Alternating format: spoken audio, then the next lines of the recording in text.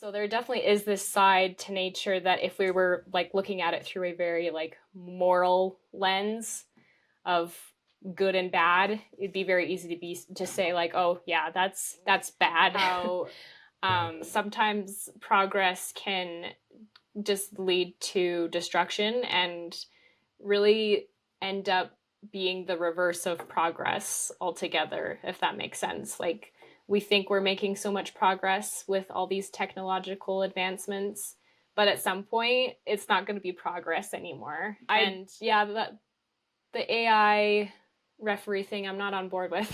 And that's something that I've wrestled with my own like faith journey, is realizing that I may not believe anything certain anymore and belong to like a specific church group, but this tendency to be spiritual is like very innate to my humanity. You're listening to the Gabster Radio Podcast, where souls meet in conversation.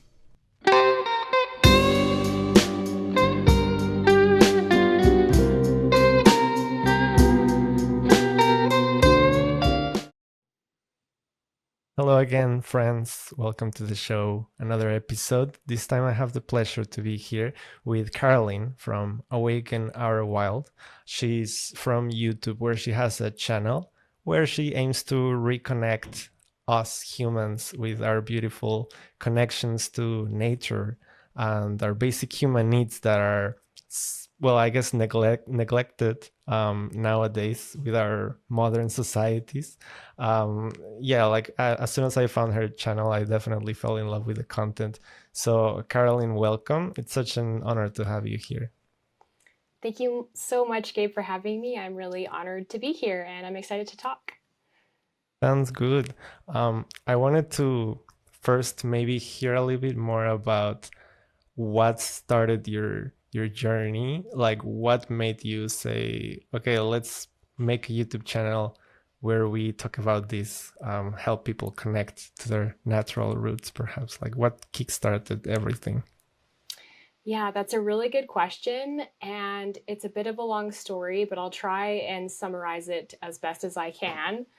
I grew up in a very religious household. I'm super grateful for my upbringing, but I think at some point or another in people's lives, they begin to just question for themselves what they really truly believe in for themselves. And I've been on my own faith journey for like the past 10 years, but especially in the last 2 years, I've really come to just kind of shift my worldview and figure out for myself what I believe. And I kind of came to an existential crisis type point in my life where I was like, wait a minute, why am I here? What's going on? Why am I on this earth floating through space? And for a while there, it was a bit of a scary question to ask myself, because I felt like I had all the answers for so long. But then after that, I feel like it was followed by just like a deep curiosity of like, okay, why are us human beings the way that we are? Where did we come from? I just began to be really like interested in our evolution and just like really fascinated with our history up until like this big shift where we began practicing agriculture, and just like how the world has changed so much since then, and how like we've kind of become disconnected from nature as a result. And I don't think like agriculture is solely to blame or anything like that, and I don't think agriculture is bad. I think at this point we need it to sustain the numbers of human life on the planet. But I just began to become really interested in like our roots, where we came from, and how we ended up here in this like very tech saturated world where we are very like disconnected from what I think is like our true nature. So I just began to be really like fascinated with trying to reconnect to that and just like live in a way that's more in alignment with our biology and our physiology, because I just feel like we're so fast paced, and it doesn't quite like match up with our with where we are evolutionarily speaking, like physically and physiologically, if that makes sense. So Yeah, to be makes sense. brief, that's kind of like what led me on this journey and like making a YouTube channel about it. Yeah, I hope that makes sense. Yeah, makes sense. And well, jumping right into the theology, morality conversation, well, you're in the right place here. I always drift towards those conversations unintentionally with the guests. But yeah, you're very welcome to talk about that. That was funny. I'm Good. like Glad. seeing my conversation topics, and I'm like, does she want to go there? And you just, the first question, Go there jump right into it. away. Yeah. That's super interesting. Like how, so like right now on your this journey that you're having, like reconnecting with our biological needs and necessities and such, where has that put you so far? Because we're all changing and growing, I guess, right? But in this moment in your, so to speak, spiritual journey, where has that put you, like in a, maybe like in an agnostic position, like figuring out, or like more like the atheist evolutionary biology type of point of view? Yeah, I feel like I kind of waffle back and forth between those two points of view that you mentioned. So, like being more materialistic, atheist, but then also, yeah, just going back and forth between that and like maybe there is something more to this than just this physical reality. And yeah, I'd say like I probably will always kind of be fluctuating and not knowing for sure. And in a lot of ways, like that's really nice. It's nice to not feel like a pressure to need to know anymore. It's just like, okay, I can do the best with the knowledge that I have and live my life the best that I can. And yeah, I've just really come to try and focus like on the present moment, instead of always thinking about the future. Because before, in my religious views, it was very centered on like, I'm here so that I can get to the next place. And so now I feel very just like centered and trying to live as much as I can just in the now. Even though we still have to all like prepare for the future and think ahead planning wise, but like I think I find a lot of meaning and value in just trying to live in the now. So that's kind of where I've landed spiritually. Makes sense. Yeah. Yeah, I think we're all fluctuating always. I felt a little bit of, on your latest video, I watched it. I felt a little bit of that, like maybe I want to call it like subtext of the conversation when you were talking about your journey reading and investigating about our human needs, our human instincts, and you spoke about like maybe it's important to reconnect, but there's that lately you've discovered like maybe some instincts is better to continue to like repress or push away. Can you speak maybe a bit more about that, because that was interesting? Oh, yeah, good question. Thank you for watching my video, by the way. Oh, they're Um, always amazing. yeah, thanks. I appreciate that. I yeah, just recently kind of started thinking about how because I okay, sorry, let's back up a little bit. When I first started this journey, I think I had a phase of like really romanticizing the past of like hunter gatherer life and just living so connected to nature. And I think the more that I've like researched and dug into this topic, the more I've realized that we're more like our ancestors than we think we are. And sometimes that can be taken advantage of in our modern day, and we can be kind of manipulated, by the modern day forces that we are subject to. And yeah, I just began realizing like, oh, maybe there are certain instincts that we need to like understand within our modern day context and like where these instincts came from. Otherwise, like we're going to continue being taken advantage of by like consumer culture, capitalism, all of that. So yeah, I'm kind of still trying to figure out what all of that means, but that's kind of why I started Yeah, okay, researching makes on this. sense. Like, so you were talking about like to help us be aware of these instincts so that they don't get taken advantage by, like, marketing corporations and such, on and on. Yeah, okay, I understand. But I think you used the word like repress in the video, or I remember wrong. Like, do you think maybe we have Oh, certain human instincts that we should like that are not so good, so to speak? yeah, I think I used the word suppress. Do we need to suppress certain instincts?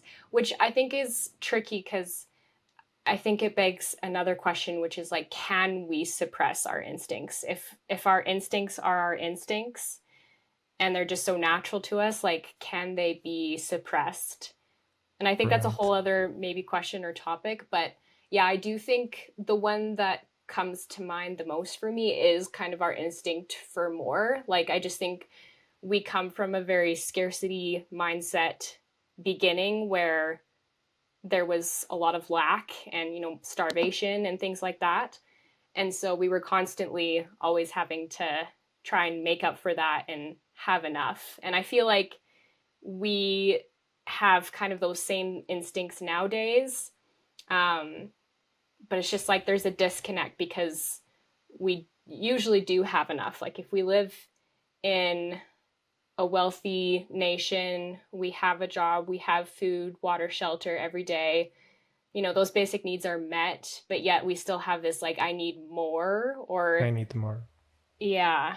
I think we like become worried that somehow those needs are not going to be met all of the time or in the future. It's like we're constantly having to make sure that we have more so that we have enough in the future, if that makes sense. Mm-hmm. Like, I don't know, especially with money, I find that for myself, I'm constantly thinking, like, how do I make more money so that I can have all of these basic needs?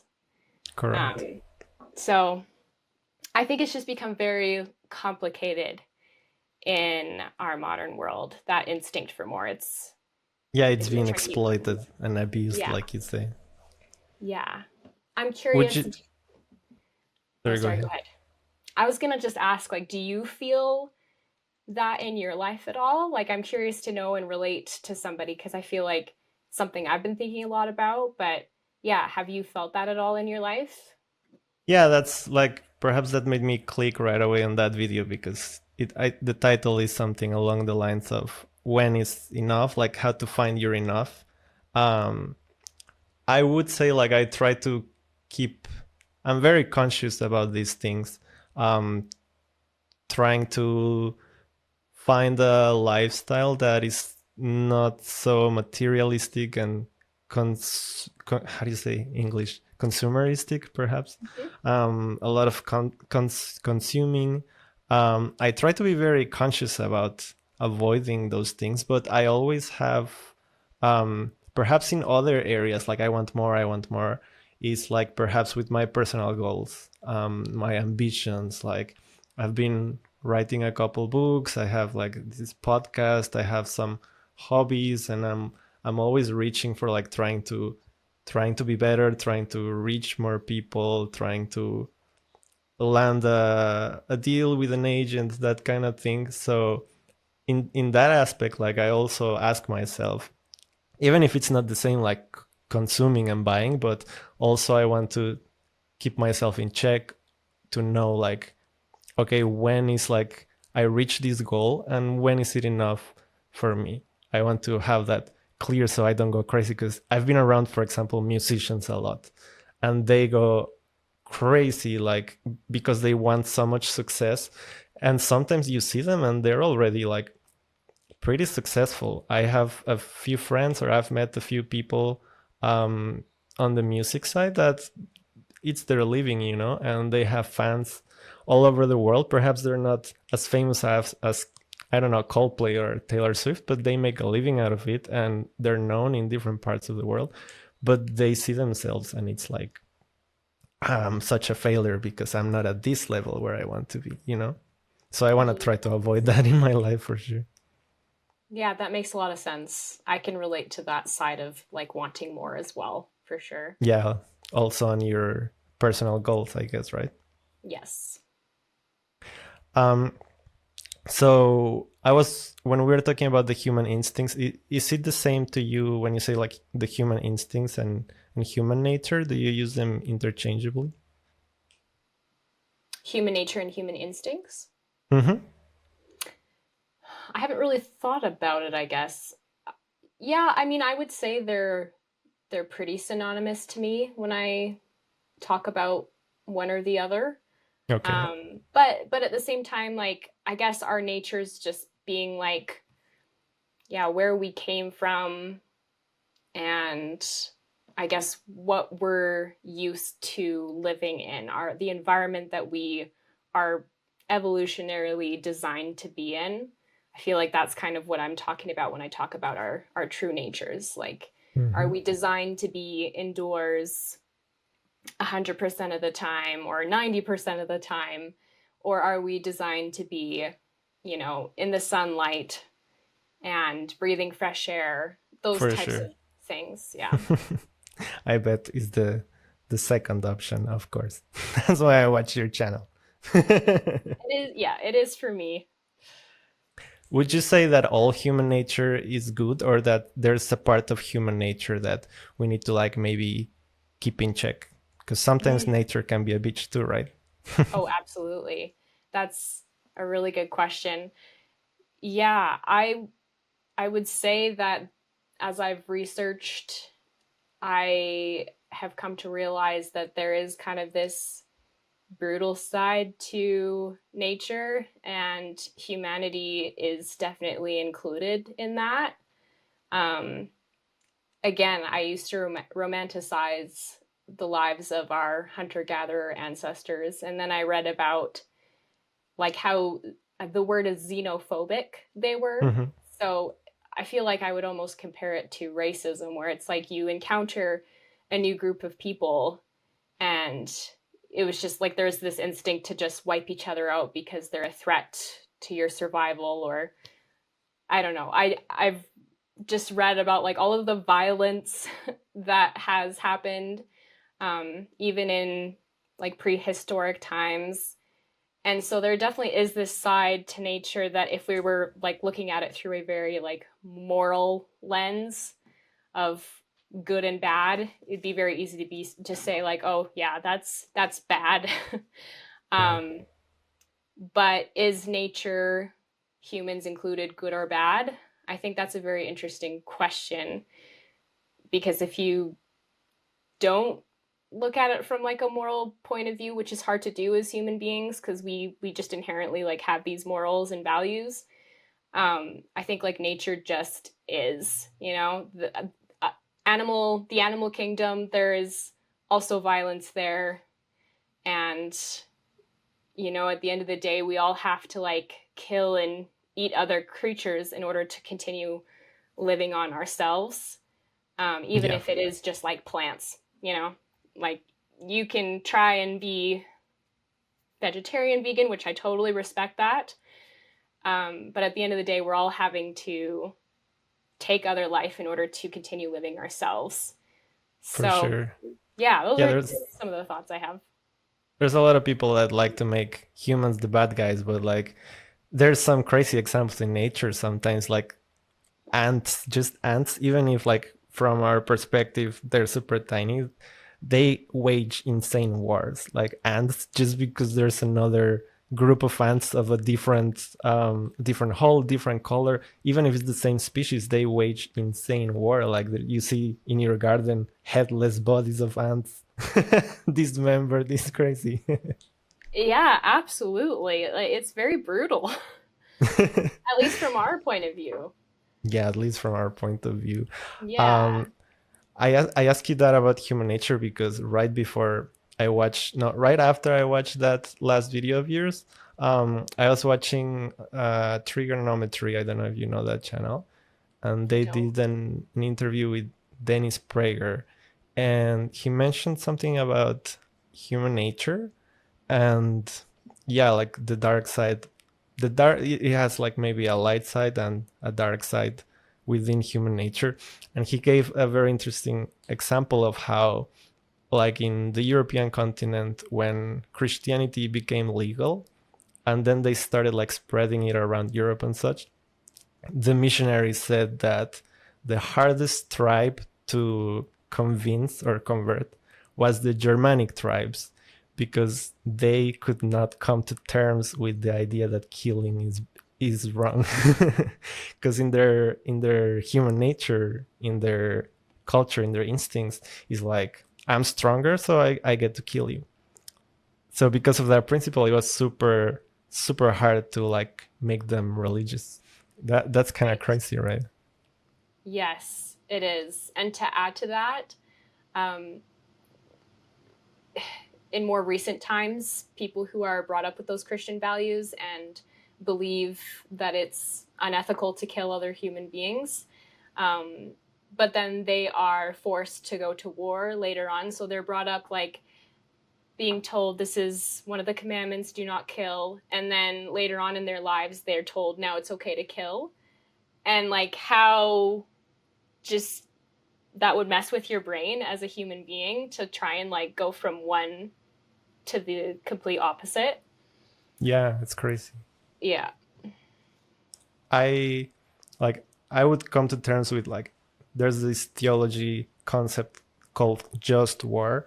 Like it's wrong killing, but if you're in a war, which is human nature that sometimes it happens, if you're on the side that is defending, the side that is defending the good, then you're not really committing evil. So on that sense, it would just have to be like I could live with it if I am on the side that I believe is like defending. For example, in this context, if I was in Ukraine, I wouldn't feel so like I could sleep with I could live with myself, I think. Yes, that makes complete sense to me too. I would probably land somewhere where you are. Yeah. I wanted to ask you because you're in Canada, right? Located in Canada. Yeah. I have maybe this is a question a bit more of personal interest rather than like the context of the content of my podcast. But I used to visit the US a lot when I was in my teens. Okay. And I always felt like I was in a super artificial environment. I don't know if that makes sense. And I never understood why until years later I watched a video by an architect, and he was explaining about urban planning, and I think it's called Euclidean zoning, and how like cities are built for cars, and you cannot build, like for example in Mexico and Latin America or here in Europe, sometimes you get out of your apartment and there's a pizza restaurant or a coffee shop, things like that. And that's harder to find in the US because of the zoning and the planning that they do. It's illegal to build like a small business or such on the same place where you have the houses. So you have to drive more, get out of there. And then I realized, like I thought the guy talking on the video, the architect, was American, but he was actually Canadian.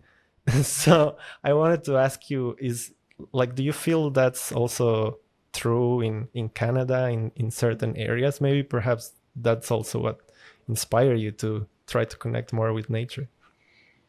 Yeah, that's a good question. I do relate to that. For example, right now I find myself in a town that's about 30 minutes away from any like bigger center, and there's really not much within walking distance. I do find that it's very difficult to live life here in Canada without a vehicle of some sort.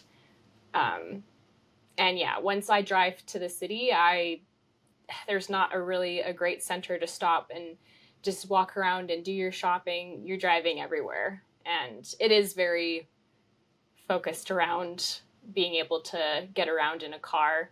And I've always felt that the architecture here is just very blasé and kind of boring. And when I graduated high school, the first thing I wanted to do was go to Europe and just take in like a different beauty, I guess, of architecture. And yeah, you're totally right. Like there are so many more like little shops and not as many like big box stores. Uh, I Strip absolutely malls. relate to that. It Yes. makes sense. I guess also like it depends on where you are, right? Like I would imagine a place like perhaps Victoria or like Vancouver Island is a lot more like more chill, more cozy, more like wooden cabins, and you get to see the whales, or I don't know. Yeah, But I then you love cross Vancouver to, Island. yeah, you've been there. Yeah, it's nice. Hmm. Yeah, I Yeah, have bet. you been? No, it's one of my destinations, perhaps to visit, maybe this year or next one. But yeah, like I imagine that's like a lot nicer, a lot more connected to nature than maybe a place like Toronto, right? Yes. They also bike a lot more in Victoria. They have biking lanes, so there's just different ways to get around that don't involve just always being in your car. Mhm. Yeah, that already sounds more European, like the Netherlands, right? Yeah. I wanted to ask you also about your concept of rewilding, and um, since the first video that I watched from you, I don't remember the title, but it was like you talk about each one of us has a different way of connecting with nature, or like a different, like you invited the audience to ask ourselves what's the your favorite way to spend time with nature, so you can use that path to like maybe do it more often. And that stayed with me. Like I think about that almost every day. I'm constantly asking myself, what's my favorite way of spending time with nature? What's my favorite way of being outdoors? What do I like to do when I'm outside? So that I can try to make it a habit more often. Um, yeah, like here, when I moved here to Europe, like for me, it's so foreign, the concept of the weather is so bad outside that you have to stay indoors like for the whole week, you know, like that's so foreign to me, coming from Mexico.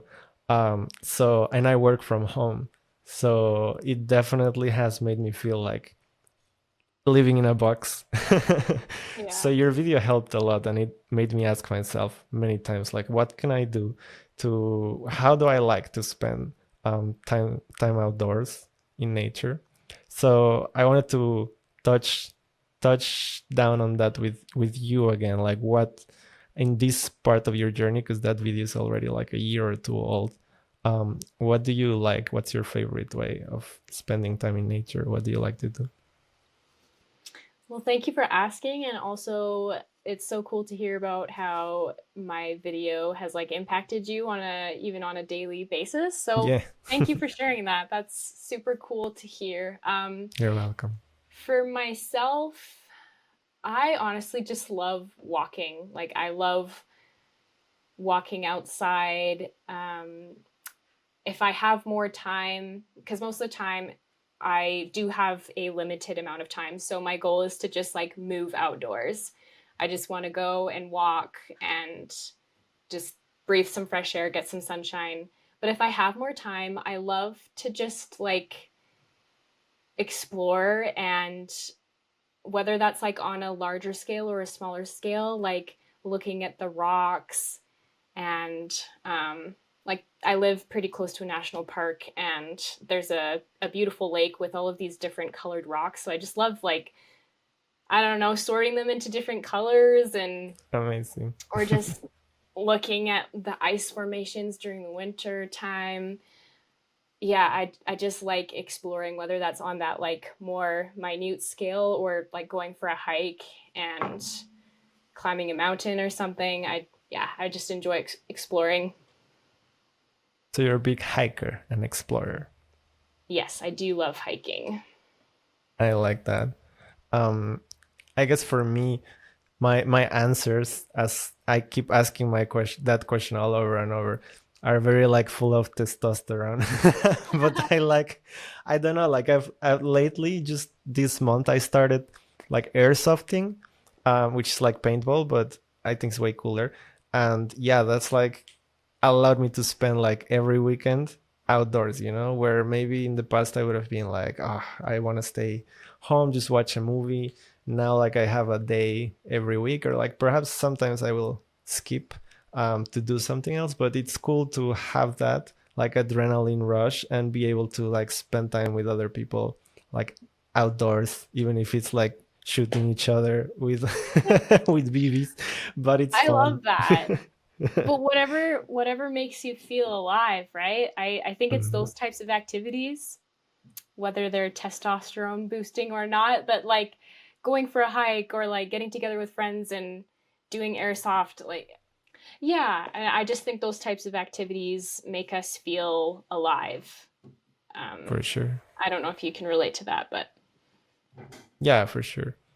Another yeah. thing I've been trying to try, if that even makes sense grammatically, but I think I talked a bit about it on my email, that I've been trying falconry, which is like the art, like people hunt with falcons, like they hunt quarry with falcons, but not so much the hunting. I'm just like trying to get into the training, like training birds of prey, like having them come to you, flying them free, and then they return to you. I find that super cool, but it also comes with a lot of challenges that I've had to like slowly overcome, like because of all these things you talk about in your videos are modern comforts. I've had to slowly overcome, like, oh, if I get a falcon, I'm gonna have to like chop little animals in pieces so that I can feed him every day and such. Like those things that maybe for our ancestors would have been like super easy.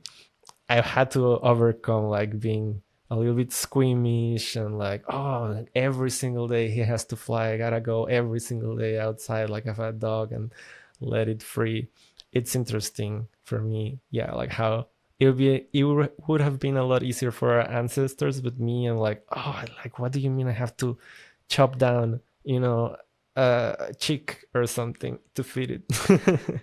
Totally. It forces you to get out of your comfort zone. 100%, and I it's love scary. that.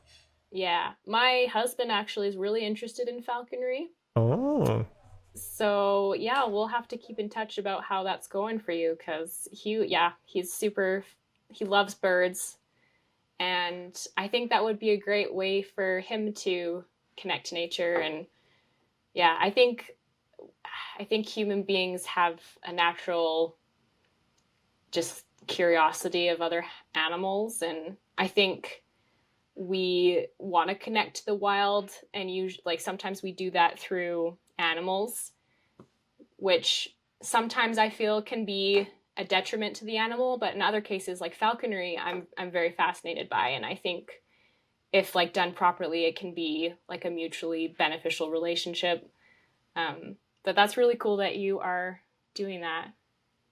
yeah, I'm trying. Like I'm still on the process of like it takes me some time. Like I learn a month, like I learn the techniques and such, and then I get set back by another, like, oh, what do you mean I have to chop down a little rat?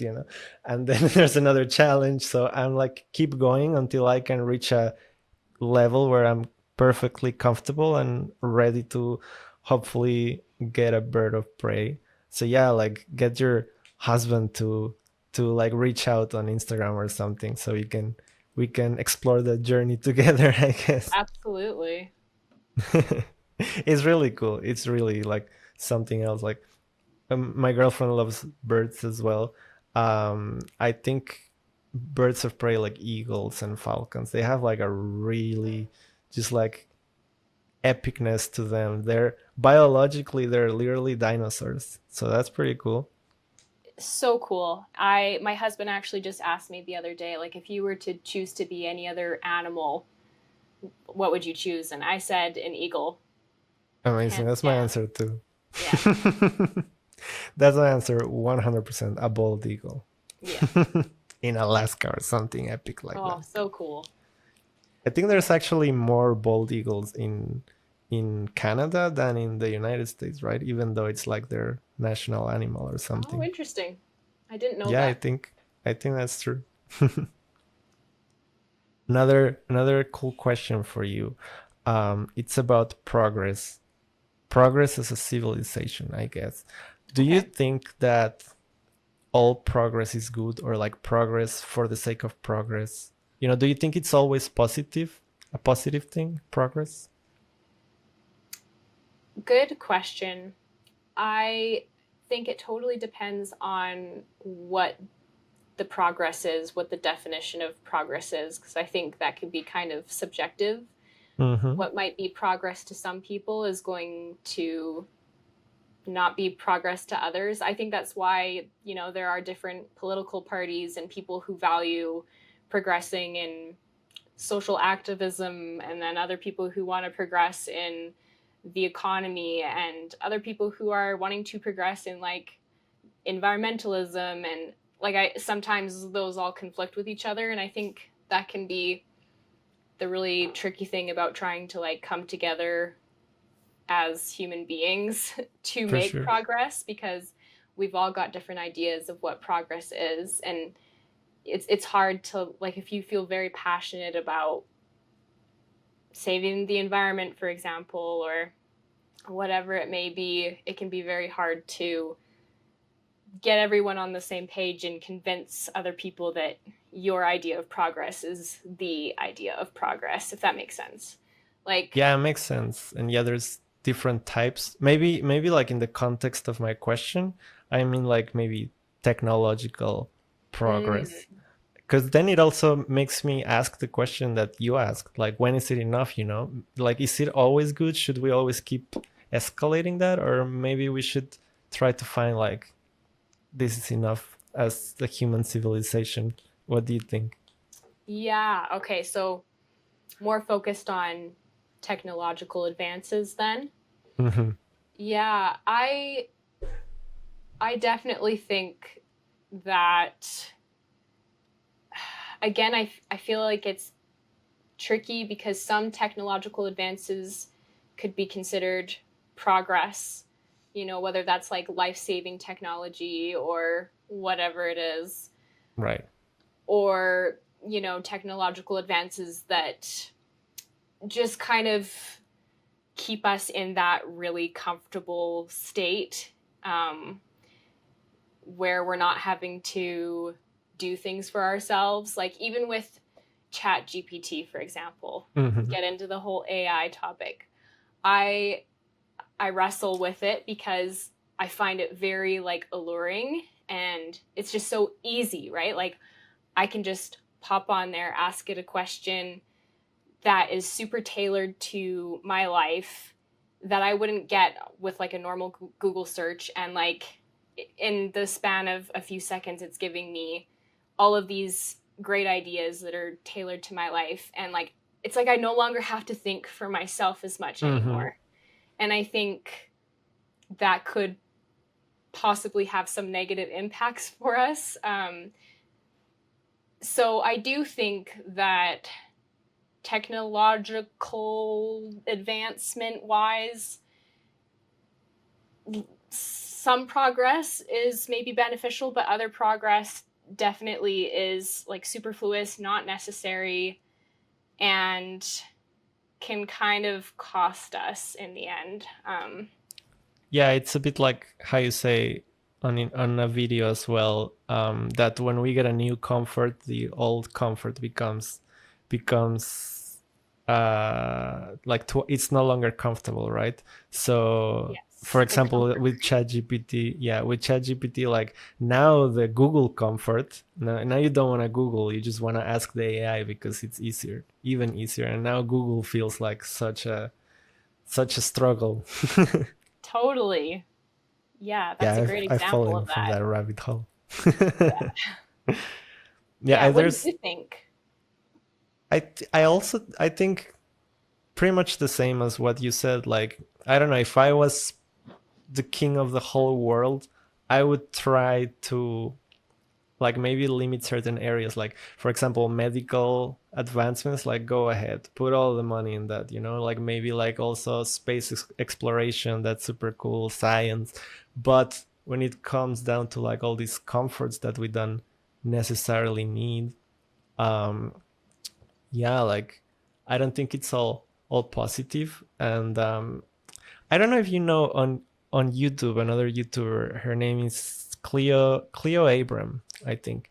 And Mm. she has, yeah, maybe it rings a bell because she's super, super popular. And her content is like positivity, technology positivity, or it's like news about technology Oh, okay. with positivity, like positive advancements and such. But, and I admire her so much, and she's so good. But 9 out of 10 times I watch a video, it rubs me the wrong way. Like she has a video talking about artificial intelligence, for example, and she's like all in for it.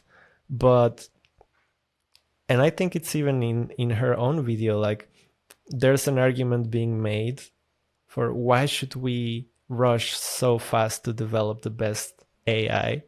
And the answer from the Americans is because we need to do it before our adversaries do it. And that's literally how we made the atomic bomb, like how can they not connect the dots? Like that's how we invented like weapons of mass destructions, with that same mindset. That's so interesting. Yeah.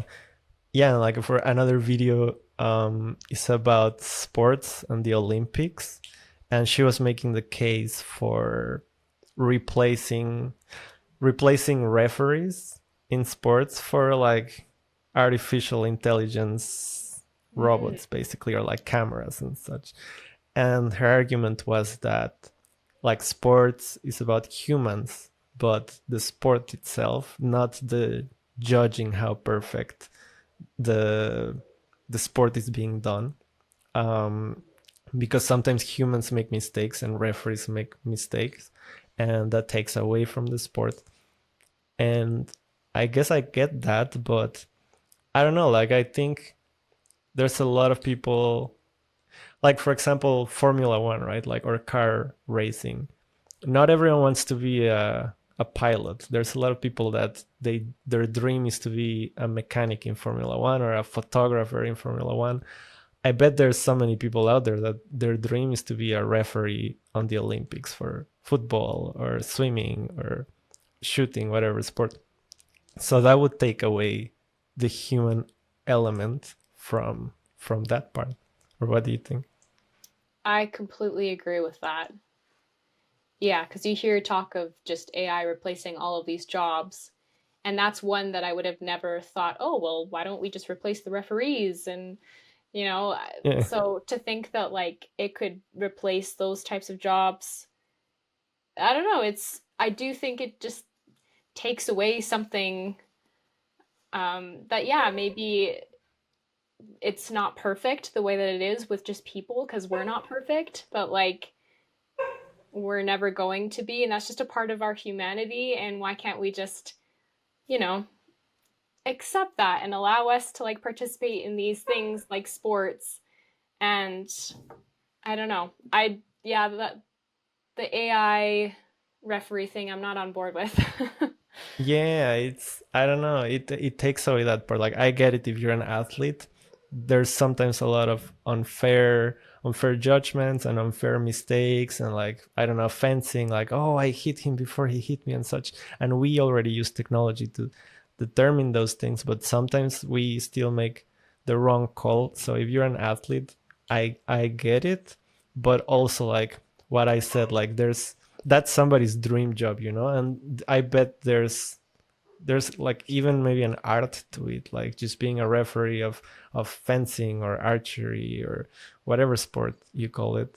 I think there's beauty and art in it that might be worth it, to tolerate like a mistake once in a while, because it has a nice human element of art, I guess. Absolutely. I couldn't agree more. I think it was. Are you a Lord of the Rings fan? Do you like Tolkien? I wouldn't say I'm like a super big, like I've watched all the movies and whatnot, but Mm-hmm. I don't know it like the back of my hand or anything like Mm. that. But I do enjoy it. I always end up talking about Tolkien one way or another in my podcast episodes. Yeah, I would recommend like reading him more. It's definitely down your alley because he was very strong about like protecting nature and like stopping ourselves from senseless progress. I think he has a poem about it. I don't know it from the top of my head, but something along the lines of I will not walk with you, progressive apes. Your destination is going downhill. Like I there's love only that. one way you're going, and it's going down. Yeah. Well, it's interesting just on that line of thinking how sometimes progress can just lead to destruction and really end up being the reverse of progress altogether, if that makes sense. Like, we think we're making so much progress with all these technological advancements, but at some point, it's not going to be progress anymore. And, like, from an environmental standpoint, I really like the quote. It's by an indigenous elder. I can't remember what his name is off the top of my head, but he says, only when the last tree falls are we going to realize that we can't eat You money. can't eat money. Yeah, Yeah. And that's I the love classic that. one. Like, it just makes so much sense. And if more people could grasp that and have that make sense to them too, I think they'd realize that some of this progress is eventually going to hinder us and not be progress at all. Yeah, yeah. Like I think maybe we are a bit hardwired to think um that progress equals good. Like even on those topics that you talked about, like politically and socially, like sometimes there's people yeah, like I feel like I grew up with my friends in high school. I saw them like maybe not always thinking for themselves and going for the like supporting what was then like the most progressive ideas just because they have that voice in the back in their head that is like, okay, this is progressive, so progress equals good. And in the past, every time we do something progressive, it's good, like women's rights and such. So this should be this should be good too. Um, I think we have that like hardwired to think that it's always a positive thing, and we never stop to question it. Yeah, that's a really interesting point. I agree with that. Do, do you watch the Yellowstone TV show? Yeah, a lot of people are talking about it right now. I've seen it on, well, I've just seen like the show on Netflix, but I haven't watched it. Hmm. Maybe that would be also down your alley because um, it's a lot about like it's with Kevin Costner and he's like he has a big ranch in Montana and they're like trying to protect it. And at first you think it's just like, oh, you know, he's rich and he's trying to just protect what's his like his possessions from like corporations and such. But then you start understanding like, you know, if they take it away, maybe what are they gonna build on top of it? Are they gonna build a city, a mall, a casino? So it has a lot of that message. And I think there's a line where he says, well, without any spoilers, he finds himself in a situation where he says, I am the opposite of progress. Don't support me if you want progress. I'm the Oh, wall that progress bashes its head against. I love that. And I was like, that's pretty freaking cool. We always think it's a good thing, but sometimes, like sometimes it's not. That show is Yeah, really cool. I I recommend will it. have to check it out. I definitely want to now. Hmm.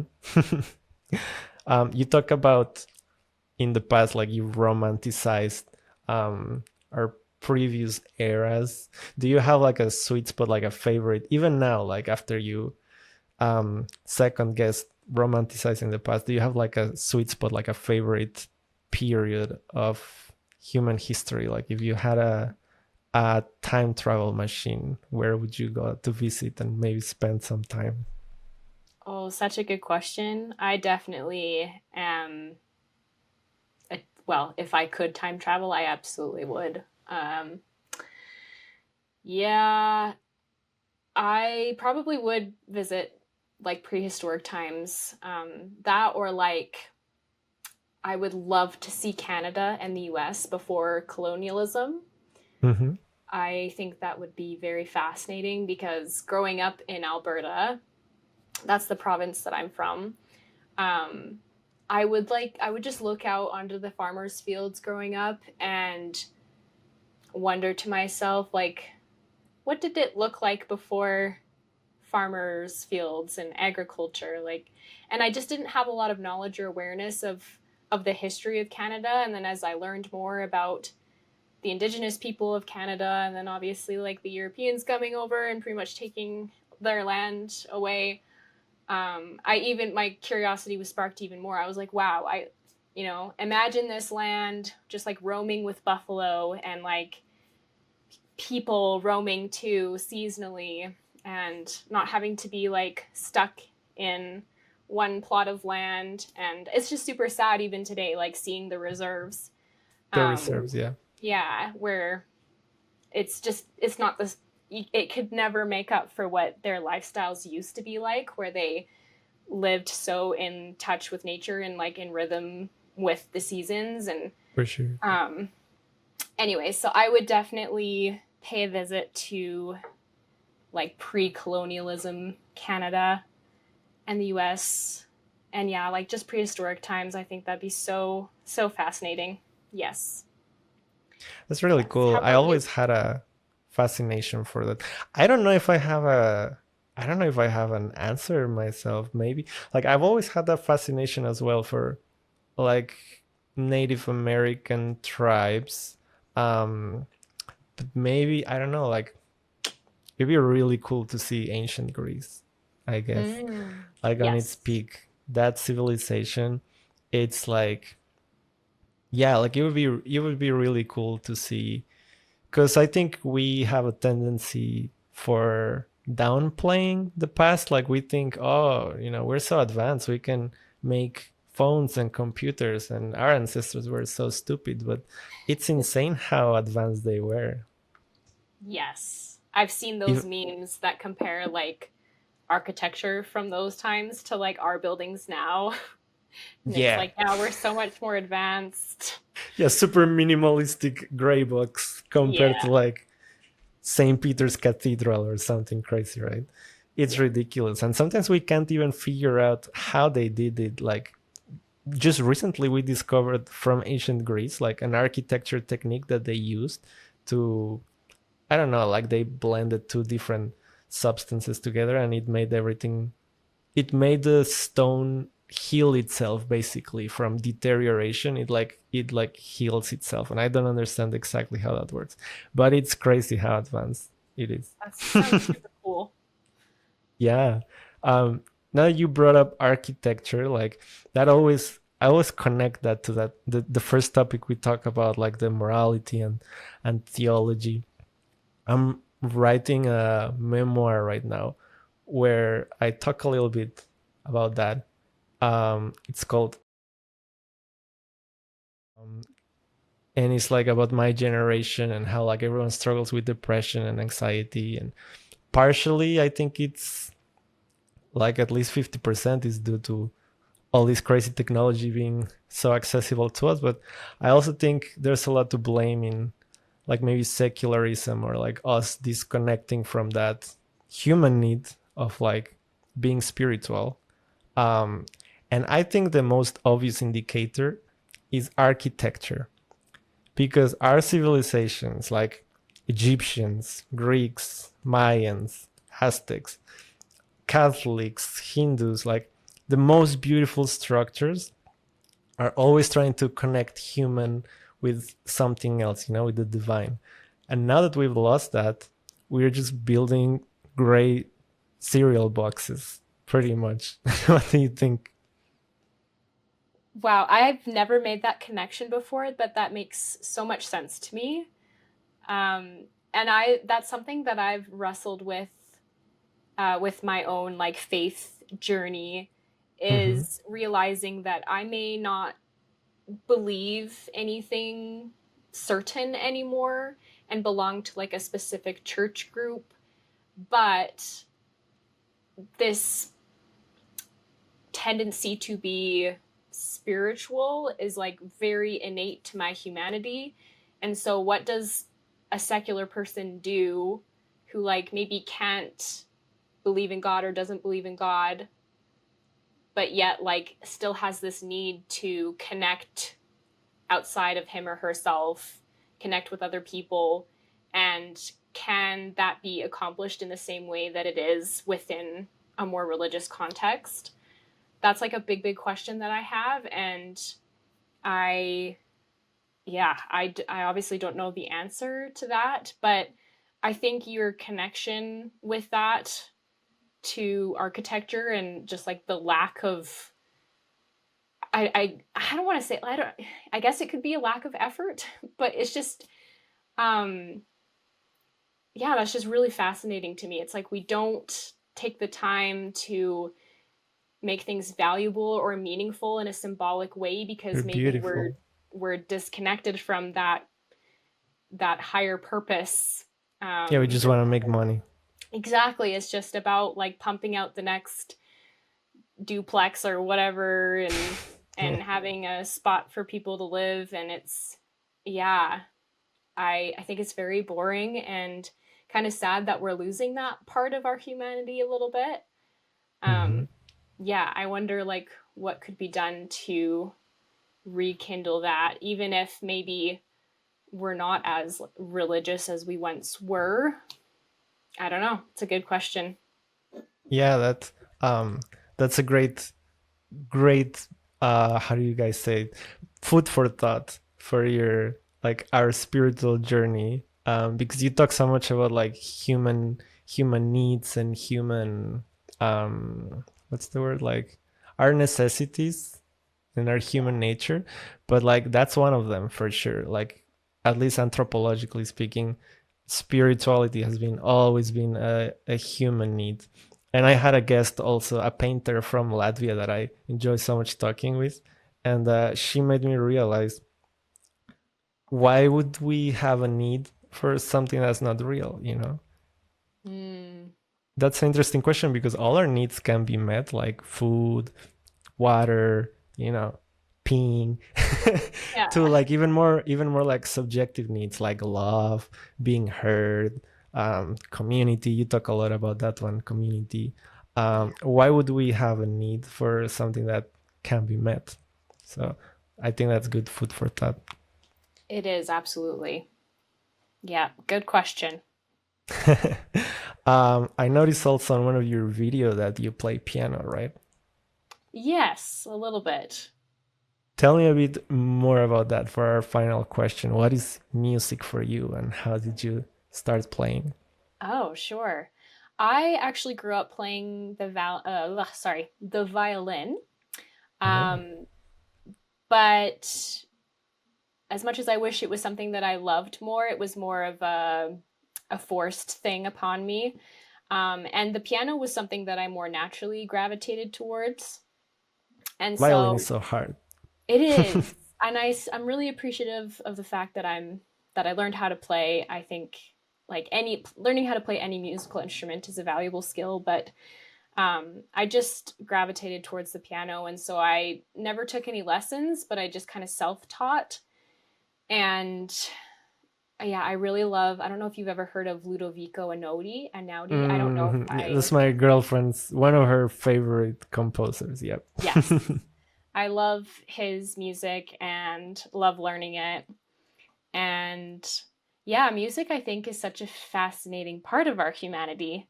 Um, I think music is one of those experiences for me that really drops me into like awe of like these sound waves are like hitting my ears in this beautiful way, and I'm like feeling certain things because of it. And yeah, I just think music is so incredible. And also, have you ever heard of the question like, if a tree breaks in the forest but no one is there, does it Does make it the make a sound? sound? Hmm. And I don't know. I think some people argue that it doesn't, So I just think that's kind of like interesting to think about music as well. Like it only is experienced when there are ears around to hear it. I don't know. I love music. I Yeah. enjoy playing the piano. How about you? I play guitar, bass. Yeah, I guess those are my main instruments. I enjoy more, or I enjoyed more in the past songwriting. Like I'm very passionate about lyrics and putting message in songs. Um, I guess funny enough, I just lately traded songwriting for just writing because like I get too restricted, or it's like super hard just trying to put like big, like all these conversations we're having right now. Like imagine just trying to transmit that with a song. It's so hard. Yeah. But yeah, I'm definitely come from a big musician background, and I totally understand like how you gravitate more towards piano. Like, and it's just so much better. Like you press a key and it makes the perfect pitch, and with the violin, like it's such a struggle to get the fingers right that you get the sound. I never got a nice sound out of a violin, even if I sat there for hours. It's definitely trickier. Absolutely. It's very complicated. Do you find like music or like music related things in nature without counting humans, like just perhaps birds singing or something like that? Yes, I love listening to bird song.